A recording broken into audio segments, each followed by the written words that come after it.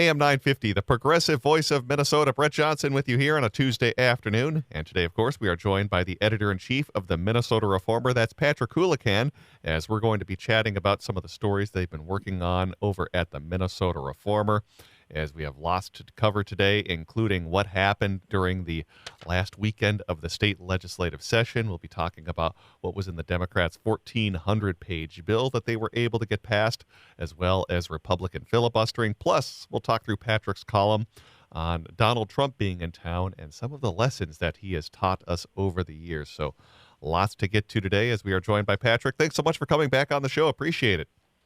Always a pleasure. Absolutely. So let's start off talking about the legislative session, which just ended this past weekend, because as Michelle Griffith writes, the chaotic end leaves Democrats with few wins at the state legislature. So let's start off by diving into this 1,400-page, I don't know if we can necessarily call this an omnibus bill, but what exactly was in this bill? Because I know there were some things that people were paying attention to, including a compromise on the Uber-Lyft bill as well as junk fees. So what overall did the Dems pass during those final hours of the session over the weekend? Yeah, they essentially ran out of time, and so they were forced to kind of throw everything into this one bill, and it's a bit of a kitchen sink, and that's putting it mildly. It has everything from increasing the penalties for the straw purchases of guns. It's got some tax provisions. It's got some technical fixes to the paid family leave law, as well as a payroll tax increase. All kinds of stuff in there. And that was due to, depending on how you look at it, either a poorly managed session on the part of the Democrats or some really over-the-top obstructionism on the part of the Republicans, and we can get into that in a minute. But the bill was certainly worth passing. A lot of good provisions in there. Most importantly, I think you mentioned the Uber-Lyft compromise. So the companies have agreed to stay in Minnesota, and the drivers are going to get a significant raise if you just go by the price, their minimum pay that they'll receive as they drive. As a result of that, the Minneapolis ordinance that was set to take effect on July 1st will no longer be operative. The rates are quite a bit lower than what Minneapolis had passed. But again, the companies stay here, and the drivers get a pretty significant win. So overall, it was really ugly the way it ended, but they did get it done. And I think ultimately that matters a lot more than the process. Yeah, and I like the idea that the junk fees bill also was able to get through, since I don't think anyone likes getting those service fees or those health and wellness surcharges or whatever else can show up on your bills. That likely won't be the case anymore thanks to that bill that was passed over the weekend. But let's talk about how we got to this place of the DFL passing this massive 1,400-page bill, which largely, as they say, has to do with GOP obstruction that was occurring during the last few days and weeks of session. Let's talk a little bit about some of the tactics that the GOP was using, because we've certainly seen this before from the minority party in the legislature, whether it's been the DFL or the Republicans, of trying to obstruct things at the end of session. But it sounds like Democrats are accusing Republicans of kind of crossing a line compared to what we've seen in prior years, correct? Yeah, they think that they used the very generous terms of debate, which are a bit of an outlier in the Minnesota House compared to other legislative bodies across the country.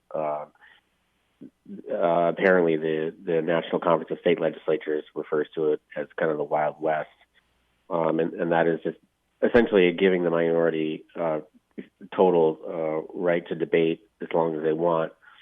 And it was just a matter of time, I think, before a minority caucus was going to do what is functionally a filibuster and use as much time as they wanted and could to try to delay the passage of bills and really kind of jam up the majority party. And the reason it is particularly effective in the House is because there's just so many members there. and the Republicans have 64 members. So you can imagine how if each one can get up and talk for a half an hour, you can really extend debate. And it really kind of jammed up the Democrats. But, I think it's worth noting that it was just as much of a problem that on the Senate side, Democrats have a 1-seat majority. And so they have to have everybody on board. And in the case of Uber Lyft, what happened was the Senator Omar Fatah has been a leader on this issue. He's been pushing for it for more than a year.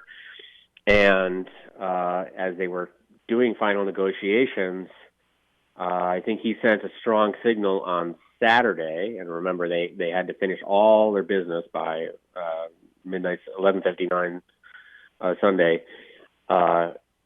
He did not appear on the Senate floor for a key vote. And I think the signal was, I'm not going to support anything until we get this Uber Lyft situation nailed down and I get what I need on that. So you can't just blame Republicans because they didn't meet at all, hardly, or pass much at all, at least on the Senate side on Saturday. So you have these narrow majorities, end of session, people are frustrated, they're tired, and Republicans, probably,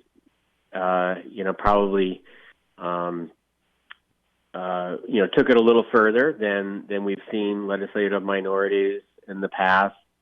But the rules are the rules, and they decided they're going to use them to try to stop the DFL majority from passing their agenda. And turnabout is fair play. The Democrats made use of the rules. You can stop debate. The chair can do that, and they did. It is unusual it's called moving the previous question, but it does happen. That's what they did. It's probably not the best process to take a bunch of bills and throw them together into a 1,430-page bill and pass it at 11:50 or whatever it was on Sunday night.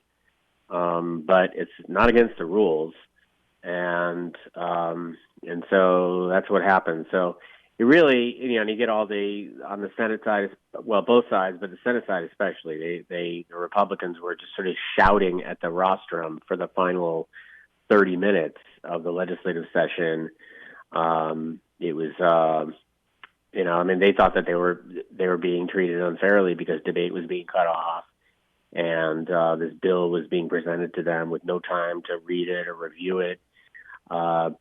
And so they sat there shouting, or stood there and shouted at the Senate President, Bobby Joe Champion. It was not a good look for the Minnesota legislature. But it's one of those things where I tend to think that maybe your listeners are aware of it. Maybe my readers are, but for the most part, I don't think the Minnesota public is really tuned into this kind of thing. I mean, if for nothing else, because it happens in the middle of the night or at midnight. On a weekend, too, yes. On a Sunday night. But I think it's certainly not a great sign of a robust civic health. But we live in polarized times, and like I said, narrow majorities. They're trying to get what they want to get passed. Republicans are doing everything they can to stop it. I mean, everybody's just kind of playing their role, and that's how it all played out. Well, I can remember many times when the Republicans had the majority in the legislature, the number of times that they would send through these massive omnibus bills with like 45 minutes left in the session, basically telling everyone, vote on this bill and you have like a half hour to read it. And so, yeah, it's certainly nothing new having these last-minute bills. So, the GOP whining about it is kind of rich, considering that the same thing was happening when they were in the majority party. A couple more final questions. Everybody, we say around the legislature, everybody is a hypocrite on process. Because as soon as you're in the majority, now you have a whole different set of priorities. You're trying to get your stuff passed, and the First Amendment rights of the minority caucus are far less important than they were when you were in the minority, and then the situation has switched. Yeah, interesting how that changes once your perspective changes, depending on if you're in the majority or the minority party in the legislature. Hey, just have a couple more final questions regarding the end of sessions. Let's talk about the bonding bill, or at least the lack thereof, because it at least seems like the DFL is, I wouldn't necessarily say content, but at least not angry about the fact that they weren't able to get one passed compared to prior years, as it sounds like they are saying that largely they felt like they have enough infrastructure funding, at least for now, so they didn't think the bonding bill was quite as high a priority as it normally would be in these types of election years, correct? Yeah, and I really got a sense for this earlier in the week, or last week on Thursday.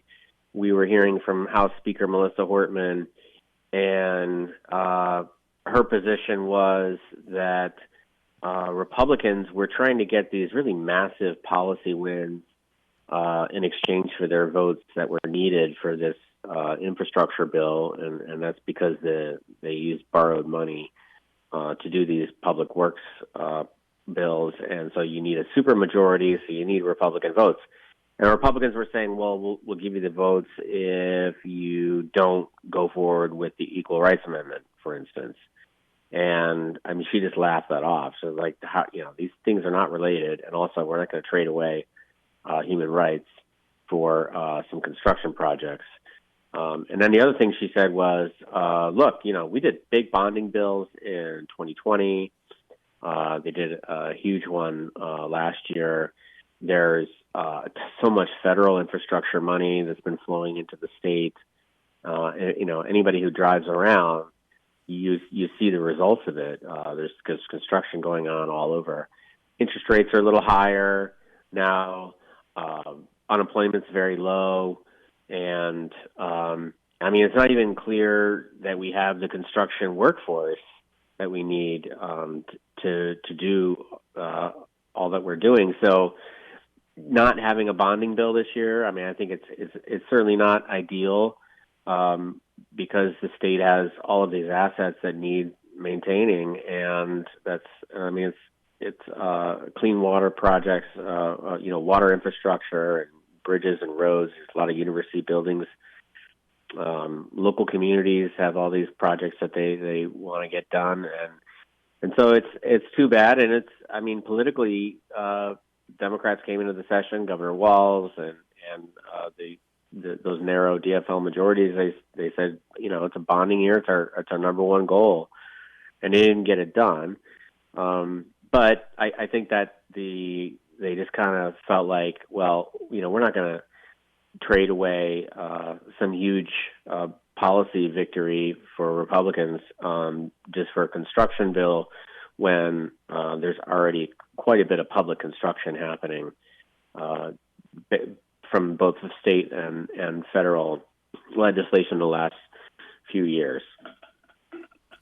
And any chance we're going to see a special session called for any of the priorities the DFL was looking to get passed but didn't? I guess I'm chiefly thinking about that ERA bill, or at least getting the ERA amendment up for a vote in 2026. Is there any appetite for any special session, or is this largely going to be the end until, next year when the legislature reconvenes? There is not. Governor Tim Walz made that clear yesterday at a press conference. And in general, I think the longer that governors are in office, the less they like having the legislature around in St. Paul. So that's one thing to keep in mind. I also just don't think they had the votes in the Senate for the ERA. I suspect that Grant Hochschild, the Hermantown DFL senator, I don't think he wanted to vote for it in the way that it passed out of the House. He's it's a very much a close district, battleground district, and he is trying to protect his moderate bona fides. So I don't think they had the votes. If they had the votes, they would have put it up. I think it's terrible for the advocates of the ERA, which they've suffered this both last year and this year, and And I think it's a shame that at least at this point it won't be on the ballot. But if Democrats can secure the majority again next year, they could take another shot at it. The only problem is that the Senate's not on the ballot this year. So all things being equal, they'll come back with a one seat majority, and it's again they're going to. It's not clear to me that they have the votes to get the ERA on the ballot. I think DFL political operatives would certainly like to see the ERA on the ballot in 2026. It's an off-year election. It could be a Biden second term, midterm. They may. This could be a new DFL candidate nominee for governor. They have all kinds of concerns about 2026, and putting the ERA on the ballot probably helps you with young women especially, but all kinds of voters, base voters that they'll need for 2026. Well, make sure you read what Michelle has been reporting over at the Minnesota Reformer on what's happening with the state legislature and what happened during this last week of the session over at MinnesotaReformer.com. Briefly want to touch on a column that you wrote last week titled "Trump is in Town." Here's just some of what he taught us. And I kind of like the way you phrased this, because you talked about on what Donald Trump could teach your two very young sons, some important life lessons, among them being you never lose. You are always cheated whenever you do lose. Don't pay your legal bills. The president gets unlimited power. People who die in war are suckers. Just a lot of real nice life lessons that Donald Trump has taught our future generations. So curious if you can expand a little bit on your column, because I think it just kind of shows that everything with Trump supporters is very much transactional when we look at many of these character flaws that you wrote about in your column, and the fact that, well, Republicans are still sticking with this guy. Yeah, I mean, I kind of came of age in the 90s when we always got these lectures from conservatives. I remember Bill Bennett had this book called The Book of Virtues, I think. When Bill Clinton got himself into some trouble, there was a lot of scolding about the importance of character in our elected officials, and how this was all sort of the decline of the American Republic. And then you turn around, it's like some of the same people. They just don't care, even when they acknowledge that all of this stuff in Trump's, it's who he is.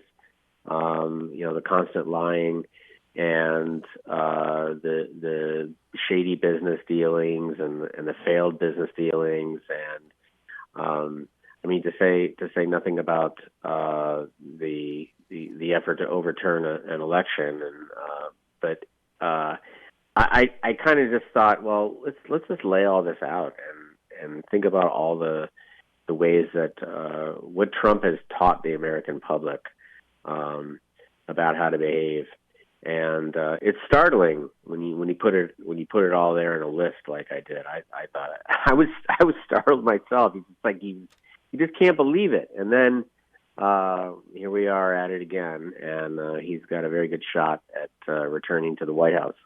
Yeah, it's amazing, too, how many people have now come of age during the Trump presidency, and this is kind of the new normal for them, at least politically, where they didn't really know an era, prior to when Donald Trump was in office, as many of these things, as we pointed out, have been kind of normalized by him over the past few years.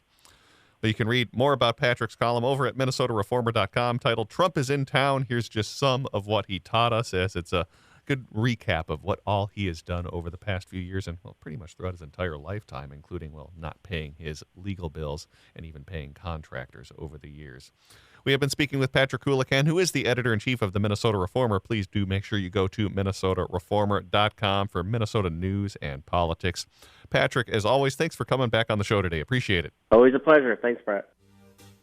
All right, let's take a break and send things back over to Matt McNeil on AM 950.